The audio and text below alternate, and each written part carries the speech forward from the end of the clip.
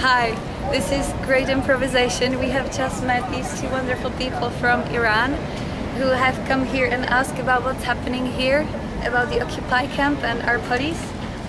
So I tried to explain it to them, and in the meantime I asked them about some information about Iran, because we have heard many twisted information about their president, etc. So we can ask directly somebody who is actually from Iran.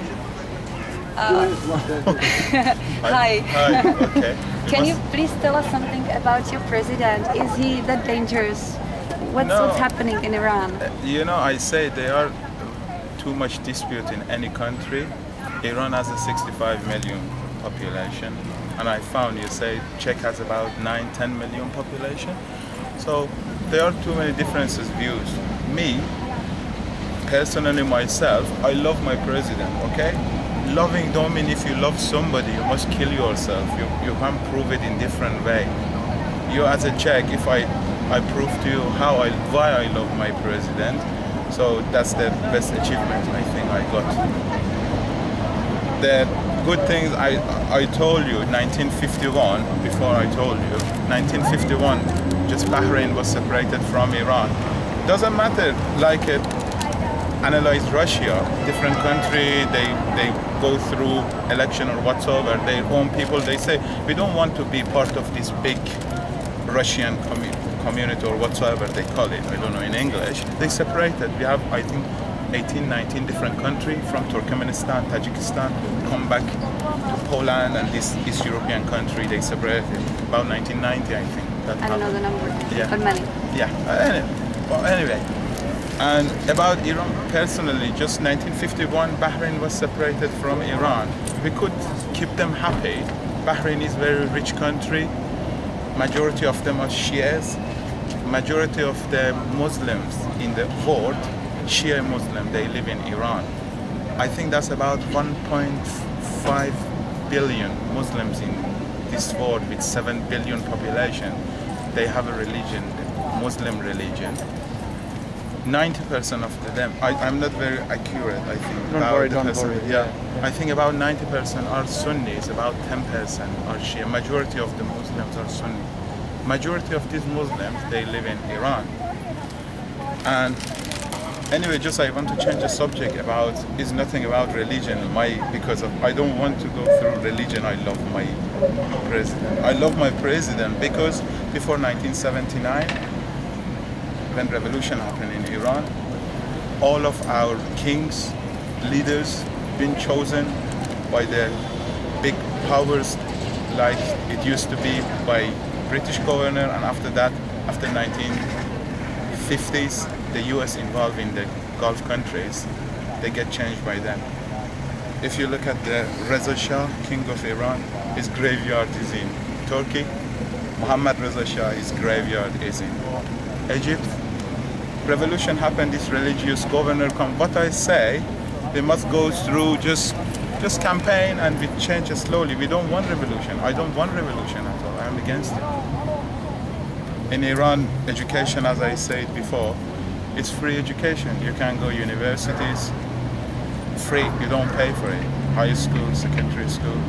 Medical, I never been in hospital in my age, I'm 35. I never been in hospital. But I never had somebody say the national health is not in Iran, because if you are poor, you don't have money, they don't charge you. But again, maybe there is some small problems in town and they record it and we change it. We must work through it. So what is the major issue in Iran now? How do you perceive it? Why does Iran disrupt the Western powers so much? What do they want from this country? Iran don't disrupt with Western country, always Western country. Till 50 years, 40 years ago, the Iranian oil used to be run by British Petroleum, BP. And there is one of the in the last 70 years ago, or last 100 years ago, the best governor I love, that's Mohammad Mossadegh, and he's not living at the moment. He was the first president in Iran. He he had a doctorate in economy from Switzerland about 1938 that time, about 70 years ago. He had a qualification in as a doctor in economy, and he was president of the Iran. He nationalized the oil. They said, BP, we don't sell the oil anymore. What happened? BP used to come, they put the oil rig, everything in south of Iran. As I said, it was a town called Abadan. They make the good houses for themselves, but again, there is a box they call Hameh Mardan Shah. James, 2001, one of the journalists in CNN, he wrote it. He's been in South America, in Middle East, in Arab, so he wrote that book. And he said in Abadan, it was the area, it was a small warehouses, 100, 200 couples with 3-4 children in the humidity of the air, weather about 50 degrees. You burn there. They must go to the work on the oil rig and they come live there. And if just you go 500 yards far from there, they build the beautiful houses for their British BP staff. I'm not the racist, but I want to be fair, you know what I mean? Just we must look at the last 50 years, what happened. We never had a good. Maybe when we go to the John F. Kennedy airport in New York, they show our Iranian currency. Oh, we love you, we love you. It's not that's the pretension. And still they common people, maybe they get the fake feeling because of this propaganda. American citizens, they think every day they show in the news. In Iran, that's the open rig, they have a nice people. Don't show them, go there in the poor area how they live, in Abadan. Don't show them that fancy houses and stuff. They are not for them. And what's happened, Mohammad Mossadegh said, okay, from today, petrol is nationalized, oil is nationalized, we don't sell the oil, we don't need your professional come here, we don't need your ship. When they did, Iran didn't have any ships to carry the oils, nothing, all been for the BP. And the BP take the Mohammad Mossadegh to the Law Court in Holland. They take it to the Law Court, they say, you cannot nationalize the oil. Iranian oil in your soil, and this is one good thing that I want to tell you, that's good thing. What happened, they put one BP ambassador chair and one Iranian president chair to go to the court and explain everything. Why you have a dispute, you don't sell oil to BPs. What Mohammad Mossadegh did, 5 minutes before him, he came and sit on the BP's ambassador seat. He sat there with his colleagues. The BP's ambassador was standing outside the court, they didn't come in. That judge came in and he said, why the BP's groups not coming in? He said, because the Mohammad Mossadegh, president of Iran, sitting in our chair. And friend Mohammad Mossadegh said, you see, just I sat on your chair for 5 minutes, you were shouting.